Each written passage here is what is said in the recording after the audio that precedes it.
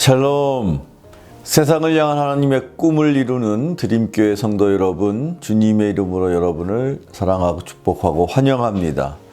이번 한 주간은 특별히 고난주간으로 예수님의 십자가의 고난을 묵상하는 뜻깊은 한 주간이 계속해서 여러분의 하루하루의 삶 속에 이루어지기를 축원합니다.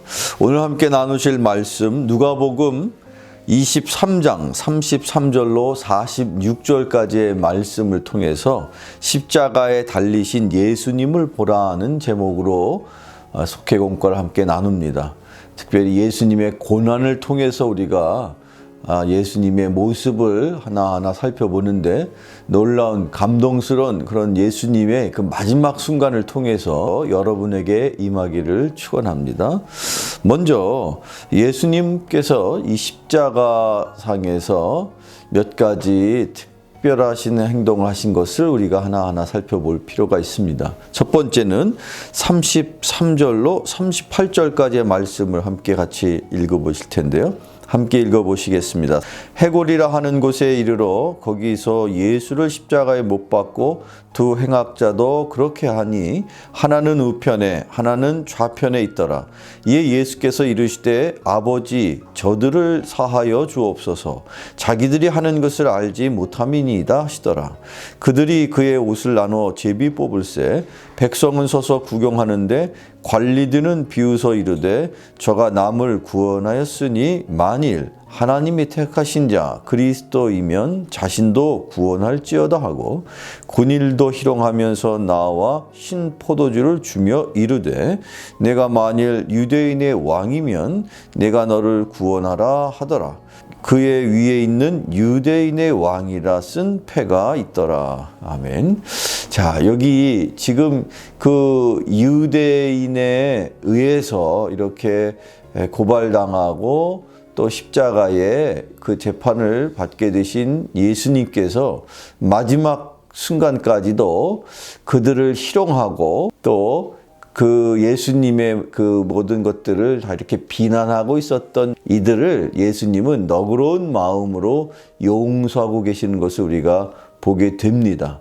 그 예수님은 참으로 마지막 끝까지 그 어려움 속에서도 그 죄인들인 그 유대인들과 또 로마 집정관들 재판을 참여하는 모든 이들을 향하여서 그렇게 늘 이해하고 용서하시는 마음을 가지셨던 것을 우리는 성경을 통해서 보게 되죠. 자, 과연 저나 여러분 같으면 어땠을까요? 그렇게 무고하게 재판을 받게 되고 비난을 받게 되고 또 온갖 수모를 당하게 될 때 아마도 마음속에 누군가에 대한 원망 또 그 스스로의 삶에 대한 그 답답한 심정 뭐 이런 것들이 있었을 법한데 예수님은 오히려 반대로 예수님을 희롱하고 예수님을 힘들게 하는 이들을 너그럽게 용서하는 마음을 품고 계셨다는 것을 우리가 이 공과를 통해서 첫 번째 꼭 기억해야 될 사실입니다. 자, 계속해서 두 번째로 예수님이 또 어떤 모습으로 이 십자가의 고통을 당하면서도 그 마지막 예수님의 행적을 우리에게 전해주고 계실까요? 그 두 번째 대목은 39절에서 43절의 대목인데 먼저 한번 읽어보겠습니다. 같이 읽어보시죠. 시작.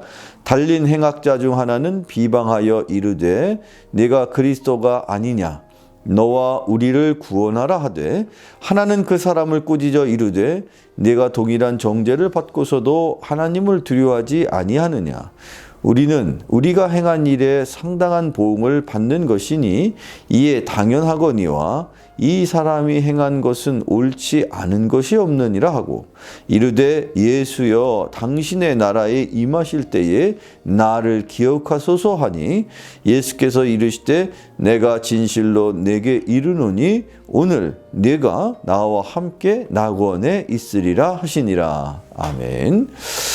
자, 여기 조금 전에 읽은 말씀을 살펴보니까 마침 예수님께서 십자가상에서 그 처형을 당하실 때에 그 예수님만 계셨던 것이 아니라 예수님과 함께 있었던 또 다른 행악자들이 있었다. 그렇게 성경은 말하고 있죠. 그런데 그 행악자 중에 한 사람이 예수님을 바라보면서 예수님이 진정한 구세주임을 고백했을 때 예수님께서 그의 영혼을 하나님의 은혜 가운데 낙원으로 이르게 하신다라고 그 영혼의 구원을 선포하셨습니다. 예수님이 이 땅에 임하셨던 분명한 이유를 마지막 순간까지도, 즉 예수님이 영혼의 구원을 마지막 사명으로 그렇게 보여주시는 장면이 바로 여기 그 행악자들 속에서 이루어진 그 마지막 순간에 한 행악자를 구원하시는 모습으로 나타나고 있다는 것이죠. 우리가 신앙생활 하다 보면 주변에서 마지막 그 숨을 거두기 직전에 그렇게 마치 십자가상의 행악자들처럼 구원을 받는 분도 계십니다. 참 안타까운 모습이고 때로는 은혜로운 모습일 수도 있겠지만 그렇습니다. 어느 때든 언제든 구원의 시간이 늦은 때는 없습니다. 어느 때라도 주님의 은혜를 구해서 구원받는 우리 주변의 많은 이들이 더욱더 이 고난 주간의 깊은 묵상을 통해서 우리를 통해 구원받는 역사가 이루어질 수 있는 귀하고 복된 은혜의 삶이 여러분의 삶이 되시기를 축원합니다. 끝으로 마지막 세 번째 44절로 46절을 한번 더 읽어봅니다. 때가 제6시쯤 되어 해가 빛을 잃고 온 땅에 어둠이 임하여 제9시까지 계속하며 성소의 휘장이 한가운데서 찢어지더라. 예수께서 큰 소리로 불러 이르시되 아버지 내 영혼을 아버지 손에 부탁하나이다 하고 이 말씀을 하신 후 숨지시니라. 아멘. 예수님께서 십자가에서 돌아가시는 그 순간에 이 세상은 어둠이 가득했습니다. 아마도 하나님께서 참으로 그 예수님의 고난, 십자가의 모습을 지켜보시기 너무도 안타까웠던 나머지 그래서 그랬을까요? 이 세상이 그 예수님의 십자가의 모습을 그 어둠 속에서 이렇게 가리웠을 때 마침 그때 그 유대인들에게 있어서 신앙의 중심이라고 할 수 있는 그 성전의 성소, 휘장이 갈라지는 일이 일어났습니다. 그 과연 그 상황이 무엇을 의미하고 무엇을 상징하는 일이겠습니까? 그렇죠. 예수님께서 마치 그 막혀 있었던 하나님과 인간의 담을 허물어뜨리듯이 그 십자가의 고난을 통해서 모든 인류의 구원의 길을 열어놓으신 것입니다.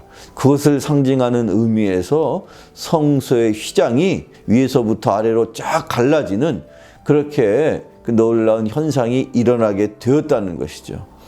이렇게 예수님의 고난의 십자가를 통해서 모든 인류는 하나님 아버지께 구원받을 수 있는 구원의 길이 열리게 된 것입니다. 이 한 주간 고난에 동참하시고 예수님의 그 사랑을 기억하면서 저와 여러분뿐만 아니라 우리를 통해서 많은 이 세상에 예수님을 영접하지 못한 이들조차도 주님을 영접할 수 있는 귀한 은혜가 저와 여러분을 통하여서 임하게 되기를 주님의 이름으로 축원합니다. 기도하시겠습니다. 고마우신 하나님 감사합니다. 이 고난의 십자가를 묵상하는 고난 중간 주님께서 일찍이 마지막 순간까지도 그 한 영혼을 구원하셨으며 또 그 영혼이 주님께서 친히 이 땅에 임하셨던 이유였음을 우리가 깨닫게 됩니다. 한 영혼을 천하보다 귀하게 여기셔서 그 마지막 십자가 도상에서조차 그 행악자 한 사람을 구원하여 주셨던 것을 기억하며 저희들 또한 주님과 더불어서 이 땅에 살아가는 동안에 믿지 않는 모든 이들을 주님께로 회복하고 그의 영혼이 구원받을 수 있도록 저희들을 축복의 통로로 구원의 도구로 사용하여 주옵소서. 쓰임받기를 원합니다. 비록 부족하고 연약하지만 이 고난의 주간을 통하여서 부족한 저희들을 주님의 자녀로 삼아주었음을 다시 한번 감사하며 더 깊이 주의 사랑을 전하는 축복의 인생들 다 되게 하여 주시옵소서. 예수님의 이름으로 기도하옵나이다. 아멘.